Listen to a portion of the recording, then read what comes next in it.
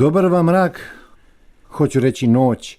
Mrak pomenuh pretpostavljajući da ste pametni i da štedite, da ne trošite struju, jer je skupa postala. Sad u ovoj situaciji počet ćemo da pišemo, imamo struju, dođite kod nas. Svi dugujemo za struju, i država, i građani, i vladajuća partija.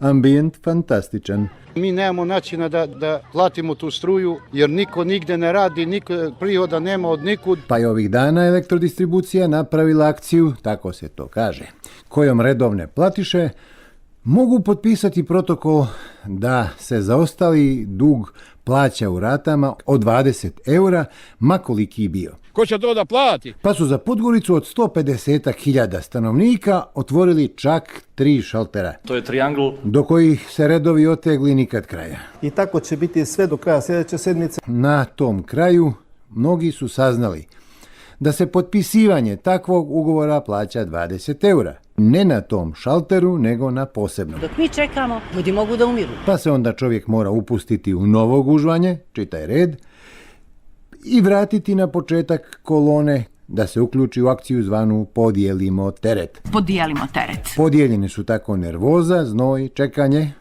Oni izgleda ne mogu otvoriti još koji šalter ili ne žele, jer vjerovatno bi onda svi stigli da potpišu.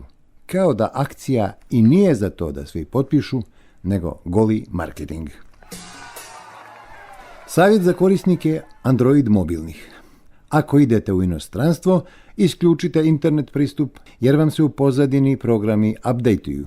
Dolaze vam novije verzije što košta. Protok u krv skup preko grane oko 4 eura megabajt.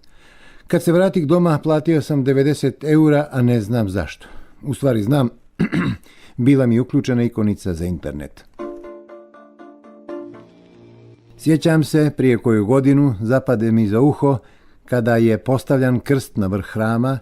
Predvodnik Srpske crkve u Crnoj Gori izrazio se, stalno koristio izraz uznosi se krst. To razumijem, bolje je reći tako nego diže se. Ma super! Jer asociramo da se diže prašina ili što drugo. Dižu struju. Svejedno, nijesu mi jasni do kraja crkveni termini. Na primjer, čitam na mnogo mjesta osvećenje hrama Hristovog vaskrsenja bit će u ponedjeljak. Kao da se radi o nečemu oko za oko, zub za zub. Živjet ćemo, nećemo mi ostati. Čini mi se da bi bolji izraz bio posvećenje, što bi značilo ceremonijal kojim se nešto posvećuje, recimo Hristu. Ovako ostaje asocijacija na osvetu, osvetnike, pa se pitam, zbog čega će se tamo osvetiti, što je taj skrivio? Možda se svete pripadnicima Crnogorske pravoslavne crkve jer nijesu im glavari pozvani. To je hram koji priziva na uzajamno praštanje i pomirenje Crnogoraca. A bit će tu patrijarsi, vaseljenski i carigradski i jerusalimski i moskovski i srpski, pa arhijepiskopi kiparski, albanski, ali ne crnogorski. Što će takav Crnoj Gori, jel de? Kad imamo kvalitetan uvoz, reći će šaljivdžije.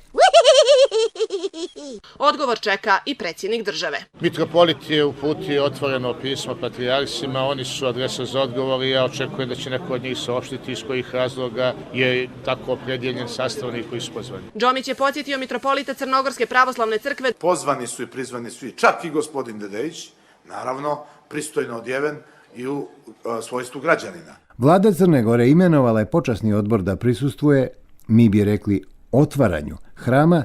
Na čelu odbora bit će predsjednik Filip Vujanović.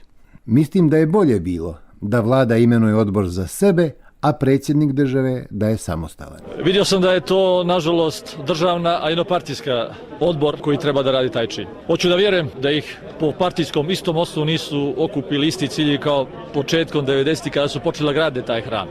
Nadam se da su sa gradnjom hrama i oni promijenili političke ciljeve koji ih okupljaju. Očekivao sam naravno da u tom odboru za prostor budu i predstavnici opozicija. 71 imam, toga još nije vođen bilo.